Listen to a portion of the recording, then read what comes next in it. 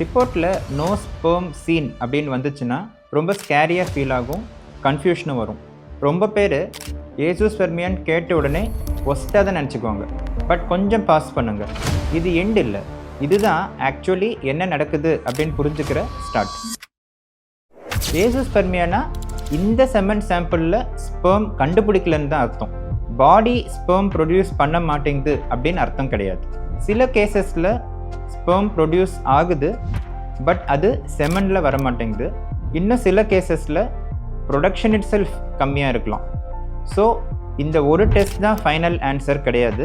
இது சொல்கிறது என்னென்னா, இனிமே கொஞ்சம் டீட்டெயிலாக செக்அப் பண்ணலாம் அப்படின்னு தான். இந்த கண்டிஷனுக்கு டிஃப்ரெண்ட் ரீசன்ஸ் இருக்கும். சில டைமில் பிளாக்கேஜ் இருக்கும், அதனால் ஸ்பெர்ம் வெளியே வராது. சில கேசஸில் பாடி ப்ரொடியூஸ் பண்ணுற ஸ்பெர்ம் கம்மியாக இருக்கும். கொஞ்சம் கேசஸில் ஹார்மோன்ஸ் இல்லை ஜெனட்டிக்ஸ் கூட ரோல் ப்ளே பண்ணும். ஒவ்வொரு பர்சனும் டிஃப்ரெண்ட், ஸோ ரீசனும் டிஃப்ரெண்ட். அதனால் ட்ரீட்மெண்ட்டும் எல்லாருக்கும் சேமாக இருக்காது. நெக்ஸ்ட் ஸ்டெப் என்னென்னா ப்ராப்பர் எவாலுவேஷன். ஒரு கரெக்டான ஃபிசிக்கல் எக்ஸாமினேஷன், டெஸ்ட்டை ரிப்பீட் பண்ணுவோம், ஹார்மோன் லெவல்ஸை செக் பண்ணுவோம், தேவைன்னா ஸ்கேன்ஸ் இல்லை ஜெனட்டிக் டெஸ்ட் பண்ணுவோம். ரீசன்ஸ் புரிஞ்சிருச்சுன்னா நெக்ஸ்ட் ஸ்டெப் கிளியர் ஆகும். ரொம்ப கேசஸில் டெஸ்டிஸ்லேருந்து டைரெக்டாக ஸ்பெர்ம் ரிட்ரீவ் பண்ண முடியும். இதை ஸ்பெஷல் ப்ரொசீஜர்ஸ் யூஸ் பண்ணி பண்ணுறோம்.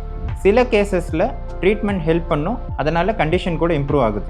ஆப்ஷன்ஸ் கம்மியாக இருந்தால் கூட கிளாரிட்டி இருந்தால் பயம் இல்லாமல் டெசிஷனை எடுக்கலாம். நான் நிறைய பேஷண்ட்ஸ் பார்த்துருக்கேன், இந்த டயக்னோசிஸ் கேட்ட உடனே ஸ்ட்ரெஸ் வந்துடும், வரி ஆகிடுவாங்க. பட் ஒரு முக்கியமான விஷயம் என்னென்னா, இது ஒரு மெடிக்கல் கண்டிஷன் தான். இது உங்களை டிஃபைன் பண்ணாது. நீங்கள் தனியாக இல்லை, இதை ஹேண்டில் பண்ணுறதுக்கு சப்போர்ட் இருக்குது. உங்களுக்கு இந்த ரிப்போர்ட் வந்துடுச்சுன்னா பேனிக் ஆக வேண்டாம். நெக்ஸ்ட் ஸ்டெப் என்ன அப்படின்றத புரிஞ்சுக்கிறது தான் முக்கியம். கரெக்ட் கைடன்ஸ் இருந்தால் எல்லாம் கொஞ்சம் கொஞ்சமாக கிளியர் ஆகும். கிளாரிட்டி இருந்தால் தான் அடுத்த ஸ்டெப்பை கான்ஃபிடென்ட்டாக எடுத்து வைக்க முடியும்.